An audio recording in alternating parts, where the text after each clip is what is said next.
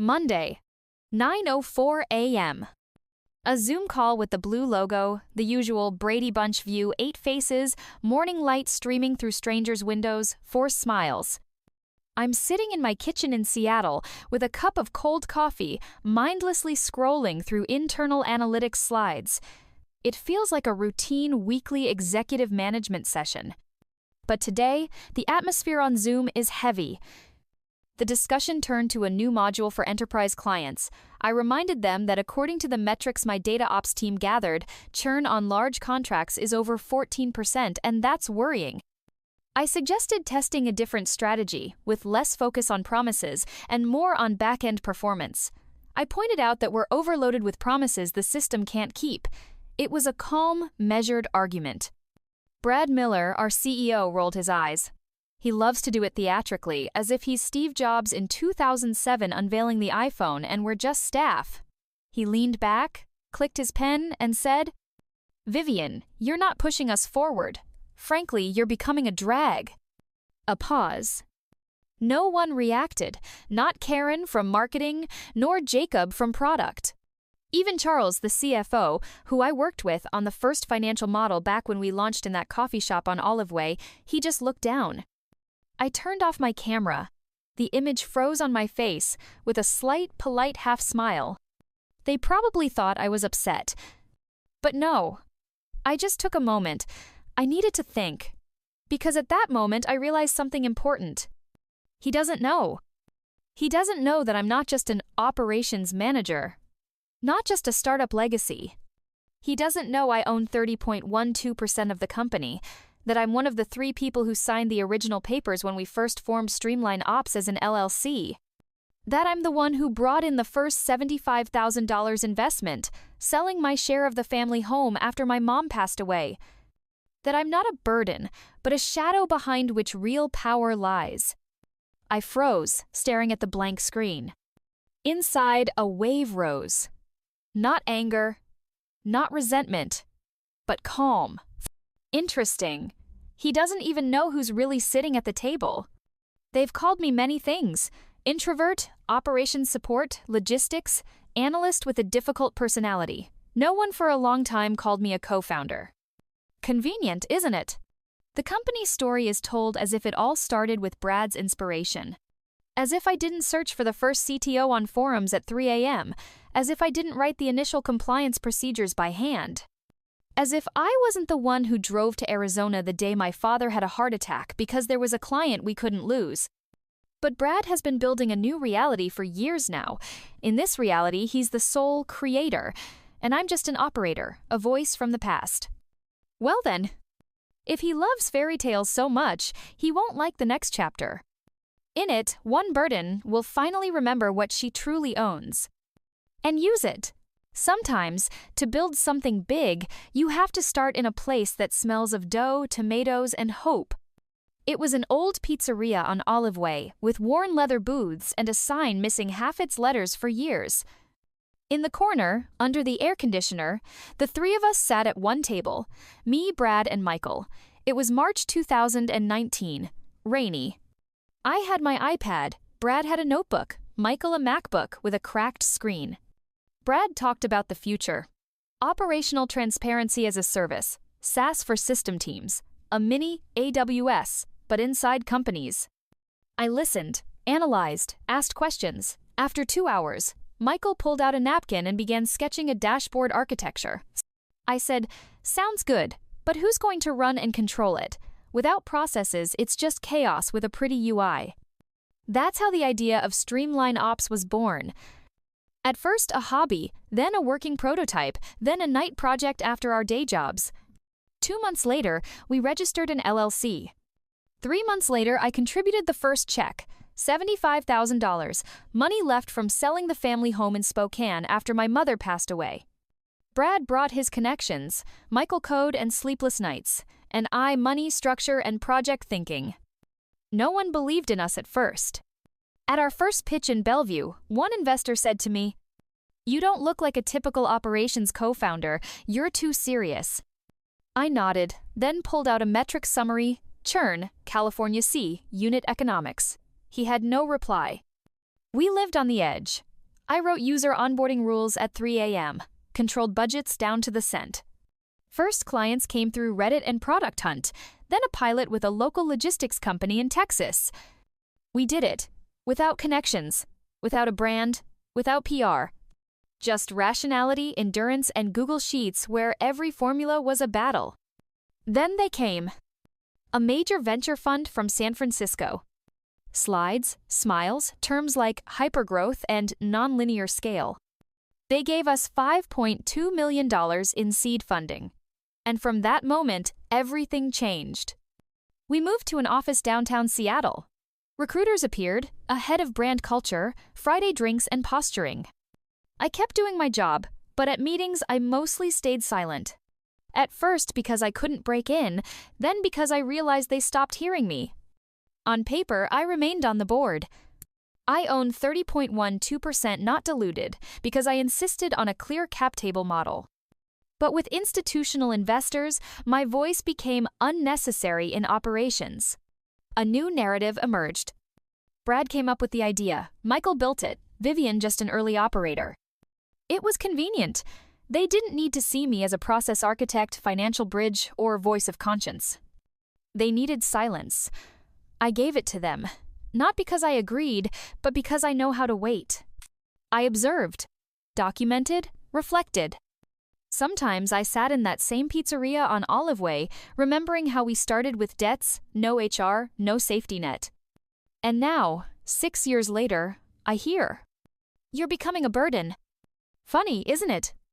The person holding the controlling stake of conscience called ballast by those who now fear the truth. Well, every pizzeria has a bill. And I'm just about ready to present mine. A week before the quarter ended, I got an email from HR titled, "Quarterly Review and Growth Track Update." I opened it almost mechanically, expecting nothing special. But inside were the very words anyone who's invested not just hours but sleepless nights, near-failing projects, and their own reputation waits for. "You've been shortlisted for promotion to Senior Strategy Lead. We'd love to schedule time to discuss your path forward." I reread it 3 times. It was deserved. Honestly, no fluff. I had been leading the biggest internal project resync, the client service process overhaul, for 3 quarters straight. We saved nearly $2.8 million just in operational costs. I pulled the team out of deadlines, wrote reports at night, smoothed conflicts between departments. I wasn't just waiting for a promotion, I earned it. Friday, 10:30 a.m. the meeting. Title: Vision and Future, Amelia plus HR plus CEO Office. Yes, I thought it was odd they included someone from the CEO's office, but I figured maybe they wanted to discuss long-term initiatives. I even put on my interview dress blue with light sleeves, a jacket over it. In the mirror, I told myself, "You earned this, just stay calm." We entered the conference room on the 18th floor. HR Director Julie sat with a paper folder, next to her someone from legal I hadn't seen before. I sat down, smiled. "Thanks for meeting with me today." Julie looked down. "Amelia, I'm really sorry, but this isn't what you're expecting." I didn't get it at first. "What do you mean?" She unfolded the paper and began to read. "After careful consideration, leadership has decided to part ways. This decision is final and effective today." I felt like someone had punched me in the chest. "Sorry, what?" "This decision came from the top, from Brad directly. Brad Miller, CEO. The same one who a week ago wrote in the company chat, 'Shout out to Amelia for keeping the resync train on the tracks. Couldn't have done it without you.' I didn't know what to say. I didn't scream, didn't cry, just sat there. Only one thought in my head. But I didn't even do anything wrong. "Is there a reason?"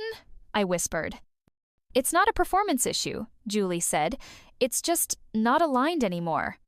10 minutes. They gave me a box.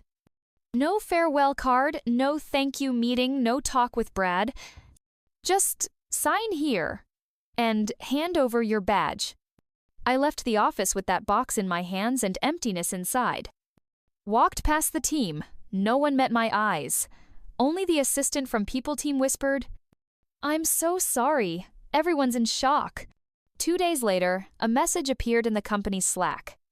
Please welcome Max Kennedy as acting senior strategy lead for Resync. Max. The guy who in February still mixed up KPIs and OKRs. The guy I mentored. The one who copied my presentation templates. Now he's sitting in my seat. And he doesn't even seem surprised. And me in a parking lot, in Austin, at 91 Fahrenheit, with a box containing my badge, a potted cactus, and my reputation. Tears aren't for the loss, they're for how it was done. No recognition, no explanation, no face. But this story won't end here. Because I have one thing left, one trait no one can fire. I don't forget, and I don't give up. A week had passed since that meeting where they accused me of not pushing the team forward. I was working remotely formally, by agreement. In reality, I was being iced out. No emails, no calls, no explanations. Then on Friday morning, an invitation arrived for a Zoom meeting. Exec Strategic Realignment Sync, required attendance. A typical bullshit headline that usually means another round of layoffs or restructuring. 10 a.m. Everyone was in Zoom black squares with logos, only Brad had his camera on. He wore his usual 2-button shirt, unbuttoned at the top, with a background showing the bay view. He spoke briskly but with tension in his voice. Let's be honest, folks. The market's tight. We need to move leaner, faster. Then a short pause, and the phrase I'll never forget? Some people slow us down. Some are legacy. That's all I'll say. At that moment, one of the product managers, Owen, barely raised his eyebrows and glanced at the camera. At my camera. He said nothing, but I understood everything. It was a marker, confirmation.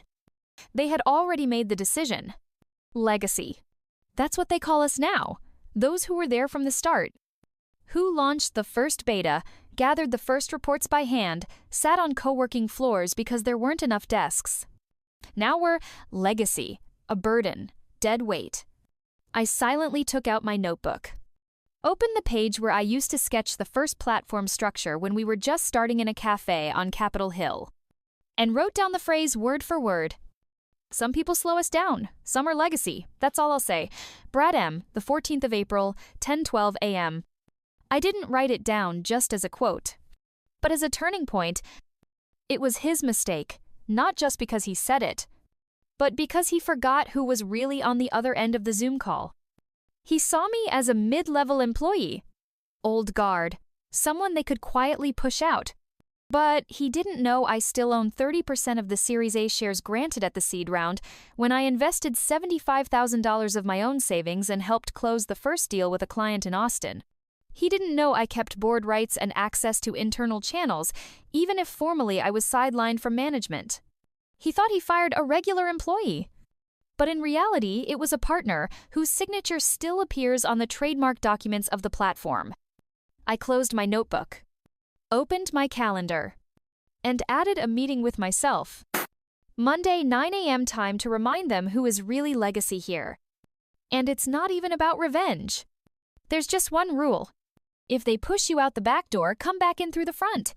To be continued in the next episode 5. When you're crossed, outcheck who holds the pen. On Saturday morning, I woke up earlier than usual, not out of anxiety, quite the opposite. There was a feeling, a focus. I poured myself some coffee, opened my laptop, and found that very folder. Founders Stuff 2018 with archives I hadn't opened in a long time. Among prototypes, old pitch decks, and photos from the first demo conference, there was a file. Humble. Excel. The file name, cap table v4, final really final.xlsx. Yes, even in 2018 we didn't really believe final meant final.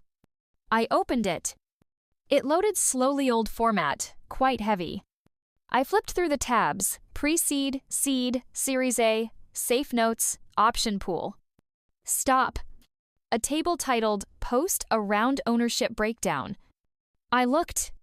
V. Lowell 30.12%. After all the rounds, all the safes, buybacks, and dilutions, my share remained almost untouched. Why? Because I was the only one who didn't sell on the secondary market.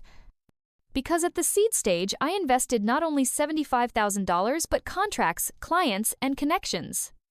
And it was reflected not in presentations but in legally binding documents. With signatures. With dates. With clauses about veto rights and board visibility. I looked at the cell with the number 30.12%, and in my head, that phrase echoed, "You're not pushing us forward, you're a drag."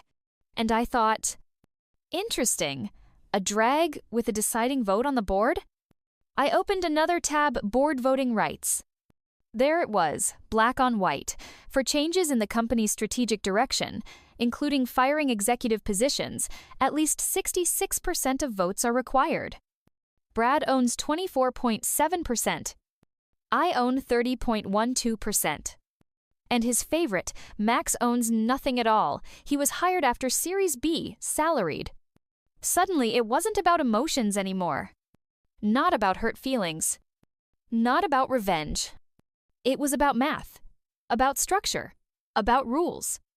I opened Google Drive, made a copy of the spreadsheet.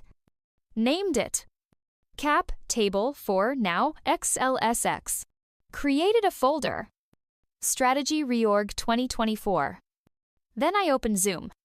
Booked a slot with Laura, one of the remaining co-founders, now on the board of directors. In the meeting description, I wrote, "Need to discuss current balance of power, company image, and CEO's comments on the last call. Not a crisis yet, but close." After that, for the first time in a week, I truly exhaled. Not because of revenge, but because everything fell into place. If you're going to be a drag, then let it be the drag that holds up the roof. When I dialed the number, Celia answered on the first ring. "Vivian, you finally calling me about that damn board seat?" I laughed. Celia Park, partner at Grant & Pierce LLP, a corporate lawyer with 20 years of experience, and my friend since the days when we both ordered noodles in boxes after midnight hack sessions. I went to her office on Market Street. A modern building, 17th floor, with a view of the bay. Lawyers sure know how to pick their panoramas. We sat down in the conference room. I pulled out printouts of the cap table, the company's charter, the shareholder agreement, and an internal document on board members' rights. Celia flipped through the pages quickly, skillfully. Silently. For about 3 minutes. Then she looked at me and said, "So, you actually still own 30.12%. That's impressive." I nodded. And no one bothered to recalculate it. Everyone thinks I'm just a legacy, but I have quorum. Celia raised an eyebrow slightly and leaned back in her chair. "Viv, you're not just on the board. You are the board. They legally need your vote for almost any strategic move, and you have more legal leverage than the CEO himself." I was silent, staring at the glass wall behind which the city moved. Inside me, calm, clear, and measured. Celia continued. "You have the right to initiate a governance audit, the right to demand access to all internal communications related to board matters. You can call an emergency shareholders meeting within 48 hours. It's in the bylaws." She flipped the page and looked me straight in the eyes. "And Viv, if you push this, you're not just reacting, you're restructuring power, legally, no drama, just process." And then, for the first time, truly for the first time in a long while, I smiled. Not out of politeness. Not out of exhaustion. Because I remembered that this company was once built not on charisma, flashy presentations, or LinkedIn posts, but on documents like these. On tables. On terms. On signatures. I raised my head. Okay, step 1, request an audit of communications regarding Amelia's dismissal. Then call an emergency board meeting, agenda transparency and management decisions, and CEO status. Celia nodded. Good, and Viv? Wear something sharp. You're walking back in, not as a victim, but as a force.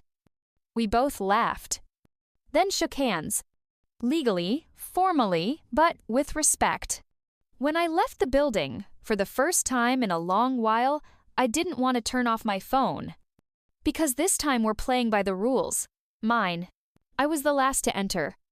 In the room already sat Jonathan Kim from Atlas Ventures, Maria Levy, an independent board member Charles Stein from Stone River Capital, and of course Brad Miller, CEO, in his usual black sweater and with the everything's under control expression. At first, he didn't realize this wasn't his show. But he realized it pretty fast. I opened my laptop, shared my screen, and brought up the first slide. Title: Disconnect, Where We Started, Where We Are. Colleagues, I began calmly without emotion. I'm not here to lecture. I'll just show you the numbers. On the screen, a churn rate chart. Month after month growth. The last 4 quarters, a sharp rise. User loss has increased by 37% over the year, especially after the release of SmartView, the feature Brad touted as the future of operational analytics. But I switched the slide. Customer feedback, ticket screenshots, direct quotes. Slow. Confusing UI. Doesn't integrate with our stack anymore. But it turned out customers don't understand what it's for. We complicated what was supposed to be simple. I saw Jonathan Kim furrow his brow. Charles started flipping through his copy of the report. I continued. Moreover, over the last 6 months, team engagement has dropped. Voluntary resignations are at their highest since the company's founding. On the screen, internal satisfaction surveys, anonymous comments, top-down decisions without context. Vision keeps changing. Feels like we're chasing hype instead of solving problems. I circled one comment. By the way, this was written by one of the back-end infrastructure architects. Left in April. Worked with us since 2019. I looked Brad straight in the eye. He tensed. I heard him inhale sharply. Brad, you may call this a strategic risk or a transition period, but when we lose users, engineers, and trust, it's not a transition. It's a loss of touch with reality. I closed my laptop and stared at him. Is this what you call leadership? Silence in the room. Long silence. Brad finally responded. Vivian, I understand your concerns, but with all due respect, you're not involved in day-to-day operations. I interrupted. But I see the whole picture, and unlike you, I don't filter data to fit my narrative. Maria Levy cleared her throat. I'd like to review the retention data again. These trends are alarming. Jonathan quietly added, we may need to revisit some leadership assumptions. Brad nodded, but without his usual confidence. And I sat calmly. Because in this room, everyone finally saw who really holds responsibility. Not in Slack chats, not in all hands with posters, but in the numbers, the results, real leadership. And this time they're listening. Sometimes, power isn't a microphone. It's not the corner office, not a Slack status, not the tone you use in meetings. Sometimes power is when you calmly raise your hand and say, I move to put this to a vote. I propose we discuss replacing the CEO. Brad snaps his head toward me. This is ridiculous. She doesn't run this place. He doesn't even look at the others, just shouts, as if volume alone makes an argument. But I don't reply. I just look at Maria Levy chairing the meeting. And Maria nods. We'll proceed to a formal vote. Per our bylaws, a motion from a board member holding over 25% equity triggers immediate consideration. And then the room falls silent. That kind of silence when the air shifts. When those who usually exchange glances now only look down or at the screen. Because this is no longer about emotions. This is numbers, paperwork, mechanism. Motion on the floor to remove Bradley Miller from the position of Chief Executive Officer of Streamline Ops, effective immediately. I hit the vote button in the board management system. Yes. Jonathan Kim's slow, heavy sigh. Yes. Maria Short, affirmative. Yes. Charles Stein says, I had doubts, but I can't ignore the data. Yes. 2 members, 1 old investor and the HR director vote number, but it's already clear. 5-2. And then something happens that will stay with me forever. Brad, usually loud, sharp, with a cocky smile, is silent. He just stares at the monitor, as if for the first time in a long time realizing he's not the center of the room. You'll regret this, he mutters quietly. without his usual confidence. She's not a visionary. She's just a spreadsheet person. I look him straight in the eye through the camera. Funny, because it was the spreadsheet that kept us from falling apart. Brad leaves the Zoom call, doesn't say goodbye, doesn't thank anyone, just disappears. And that's his whole story. A few minutes later, Maria closes the vote. Records the minutes. Formally states, motion passed. Will initiate interim leadership procedures. Vivian, per clause 6.4, would you be willing to serve as acting CEO until a formal succession vote? I pause. Not for drama, just to catch my breath. Yes, I accept. But inside, I still hear that voice. Frankly, you're becoming a drag. And I think, just try calling a person with a voting right a drag. A week has passed. I'm sitting in the conference room, no longer the one holding the team back, but as the interim executive chair. And it doesn't even feel like a triumph. It feels more like coming home. To a place I helped build and then spent a long time watching through the window. The first thing I do, I remove the glass partition between the offices. Brad always insisted, executives need clarity and privacy. But I believe transparency isn't glass. It's the choice to speak honestly. I don't throw a parade, no company-wide meeting with music, horns, or a video address. I just walk into the open space, pour myself coffee from the same machine everyone uses, and say, "Can we do a quick huddle?" Half the team turns around, surprised, as if I walked into the wrong room. But I smile, for real, without any armor. I want to hear what you've been seeing, not what you've been told to say. The conversations start. At first, timid, then bolder. Someone says they've long wanted to update product priorities. Another admits the documentation is falling apart, but it wasn't okay to talk about it. I don't promise miracles. I just take notes and thank them. After the huddle, I sit at my laptop and open Slack. I post in the general channel number streamline, all. If you've ever felt unseen, unheard, or like your perspective didn't matter, I've been there, and now we're changing that. This isn't a reset, it's a realignment. My door and my DMs are open. The response isn't corporate emoji politeness. It's simple, genuine. Someone writes, "Didn't think I'd see the day. Respect." Finally, someone who reads Slack and actually listens. I don't touch marketing. I don't shout new era or put up banners with empty slogans. My goal isn't to impress. My goal is to bring meaning back. Sometimes I catch looks guarded, scared, cautious. That's normal. Trust takes time to build, especially after so long in a place where trust wasn't encouraged. But step by step, I see the team straighten up. They stop fearing the extra question at meetings. And every time that happens, I think, that's the real turning point, not when you win, but when you create space for others to grow. It's been 6 months since I took my seat at the helm of Streamline Ops. Now I'm standing on the stage at a conference in Los Angeles, facing hundreds of eyes watching me with curiosity and expectation. My talk is called The Power of the Invisible Owner.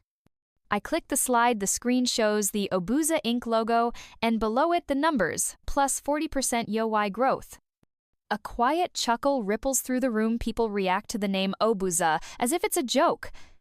I smile and say, if you've ever been called a drag, check your cap table. Maybe you're the one keeping the course steady, even when everyone else thinks otherwise. You're not a brake, you're the ship. I talk about how, in startups and corporations alike, those who truly invest and take responsibility often remain behind the scenes, their voices drowned out. How I was called a drag without anyone knowing I owned 30% of the company and how that became my weapon. I speak about the importance of ownership, not just equity, but information, understanding, and influence. Sometimes the strongest changes start not with loud declarations, but with a quiet, confident, "I am here."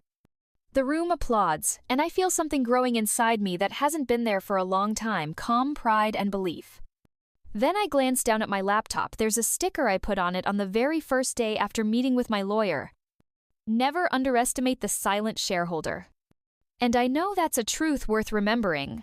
Always.